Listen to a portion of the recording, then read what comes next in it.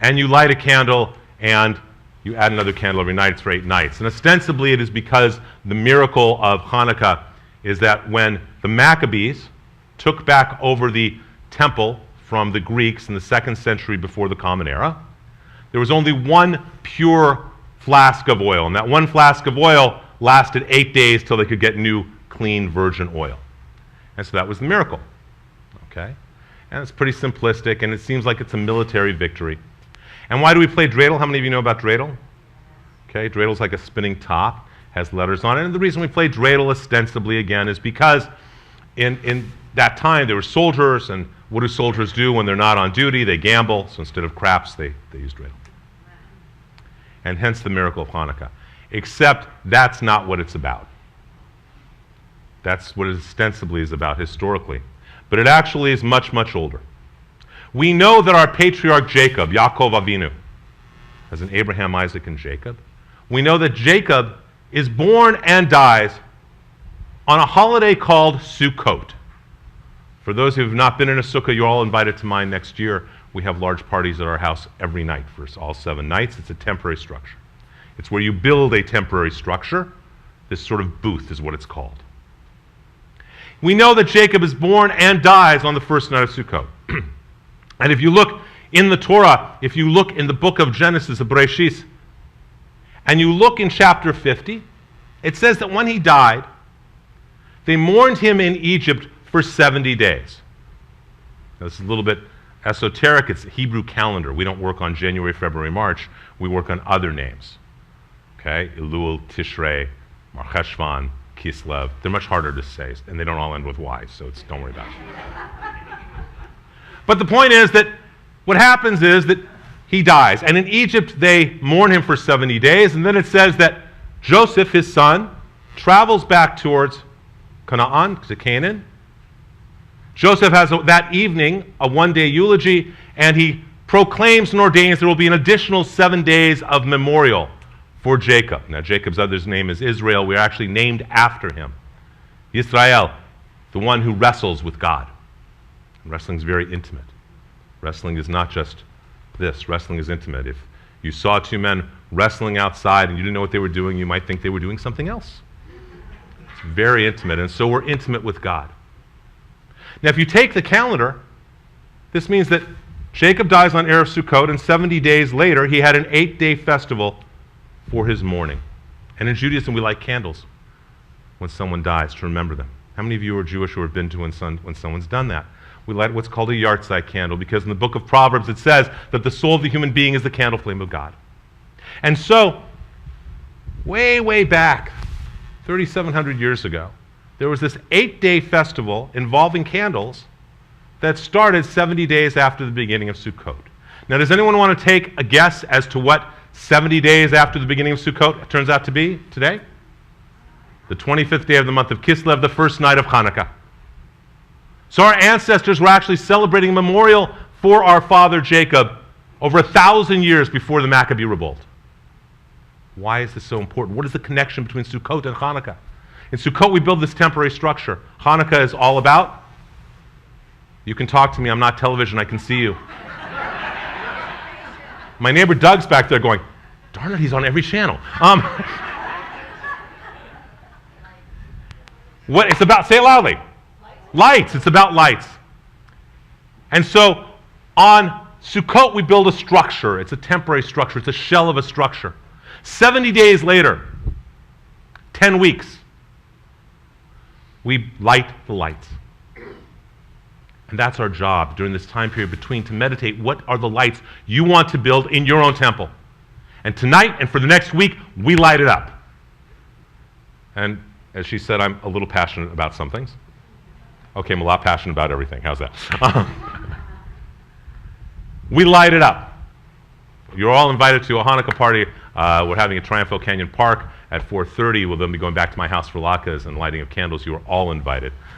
Please feel free. We're having a party next Sunday at Bogey's where we are having, we will light the candles at 4:30. They're opening it up so children can come as well. And naturally, in a really good way to celebrate a traditional Hannukah, immediately after the lighting of the candles, we're going to have this amazing R&B band called Masta and the Edge of Soul. Okay? If you've seen it, Mazda is amazing. So you are all invited to that as well, to come. Because the idea is to celebrate and to light lights. That this 70-day period that we're just closing now, that it's the beginning of a new year, a beginning of a new time. We're lighting our lights. We're making a candle. We're lighting a flame. And here's the reality and miracle about light. The whole is truly greater than the sum of the parts, isn't it? 2 candles produce more electricity, more wattage, more light than they each do separately, totaled up. And so when we light a Hannukah, we have this amazing opportunity to light each one of our energy centers inside ourselves. To light every one of them up each night. Now, we have a little bit different system than the chakra system many of you may be familiar with. We have what are called sphirot, and we have 10 of them. We believe there's 7 in our body and 3 outside. That's for a whole other class. But to light up our lights, light up our lives, this is what Hannukah is. But how do we do it? We do it through partnership, through community. It's not about just one candle, because even on the first night when there's one candle, we have a lighter candle. Jews are like that, you know. If one is good, 2 is better. So we want to, and we light. We light up by being together. We light up by singing songs. And that's how we bring light into the world, because otherwise they're just dark candles, aren't they? I have a friend and teacher named Rabbi Abraham Greenbaum from Jerusalem. Rabbi Abraham has a wonderful line. Someone said, all this spiritual meditation stuff, what does that have to do with the problems in the Middle East? And I agree with him with what he says. He said, you do not understand. This is not a war between Jew and Arab. This is a war between good and evil. And there is good and there is evil on both sides. It is being fought in this world, acted out in this world, but in fact it is really being fought in the angelic world. And so what can you do? You can sing and you can dance and you can pray together. Because when you do, angels are born. Angels for good. They will fight the war for peace in that supernal realm, and then we will have it here. The first time I could ever get my arms around any answer that I could in any way integrate into my life. So Hannukah is about consciously lighting that candle. But what do we do? How do we do it? How do we light a candle in the midst of darkness like what happened in San Bernardino? How do we light a candle of joy, of faith, of hope in the midst of all those kids being killed in Paris? And most of them were kids, because who goes to rock concerts and sporting events? How do we light candles for joy to really bring that light into the world?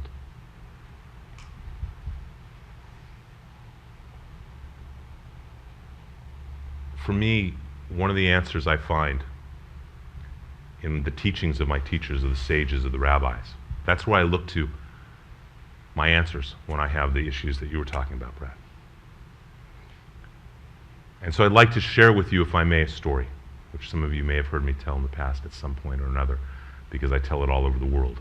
Is it okay if I tell you a story? Okay. There's an Irish tradition that if you don't call for a story, everyone goes home with a broken back. So, is it okay? Not my tradition. So, is it okay if I tell you a story? Yes. There was this, and this is a true story. This is an entirely true story. There was a man named Kalinimus Kalman Shapira. He was a rabbi in Warsaw. He was the rabbi of Warsaw, the chief rabbi, at the age of 17 years old. Now, you got to be a pretty holy guy in pre-World War II Europe to be the head of your community at 17, don't you? Yeah. And so, he had this great yeshiva. He was this great teacher as well. A yeshiva is a school. He had 500 plus students. It said that when an old man would come and with his grandchild, he'd spend 5 minutes with his 75-year-old, and he would spend 5 hours with the child. It was all about the children for him. What he would teach, how he would teach it. The war came. The Warsaw became a ghetto, and he could have gotten out, but he chose to stay with his people. And he died there.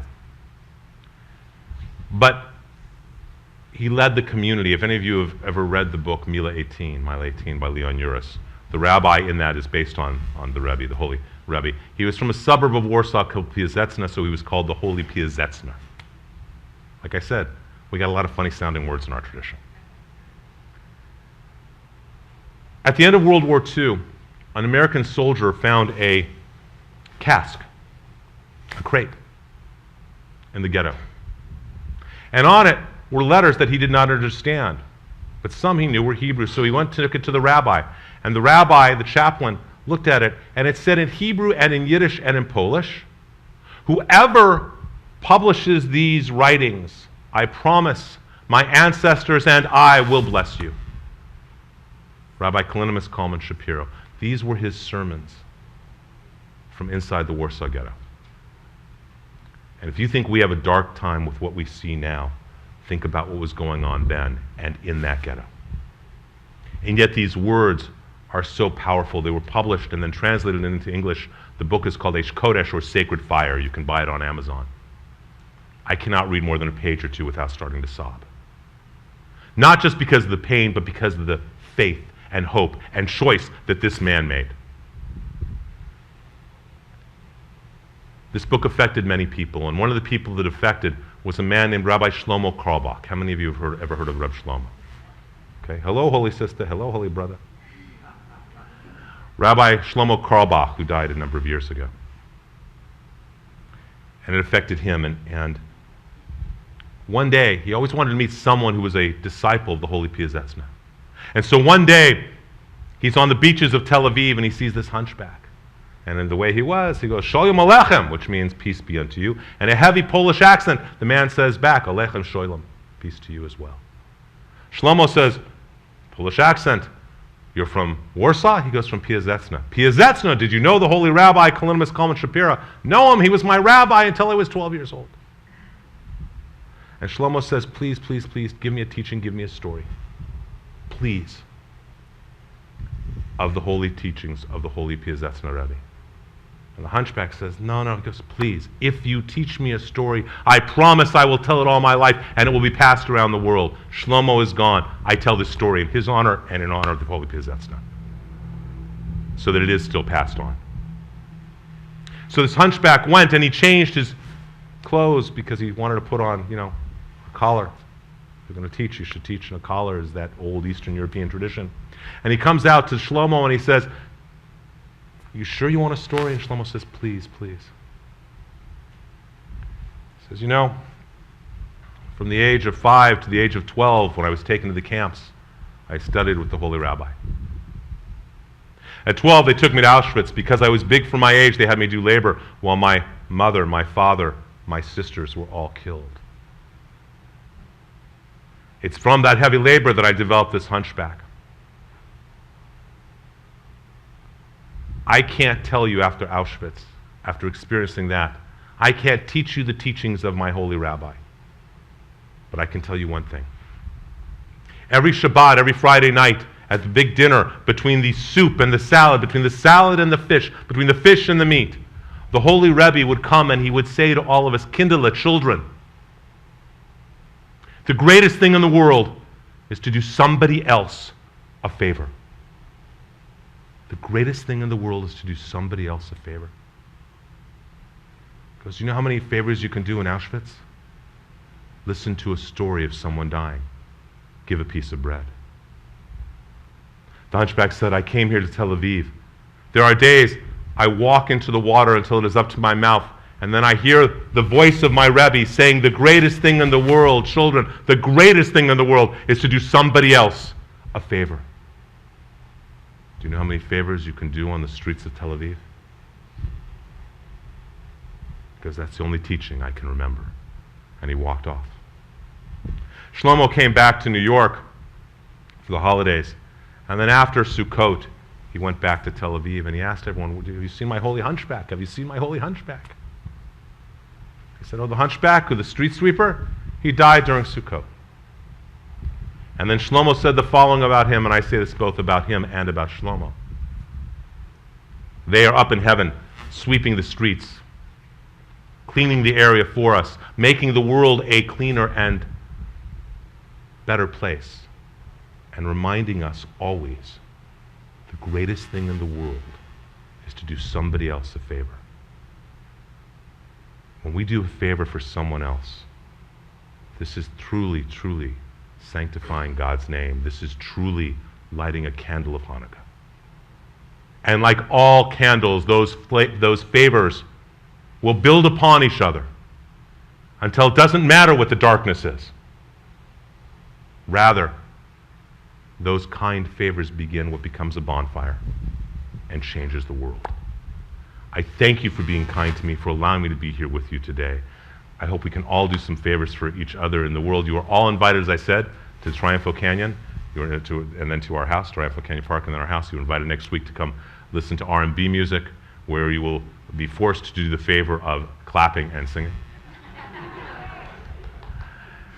Thank you for being kind to me. May your Hanukkah be filled with light, love, and all that is joy. Happy Hanukkah.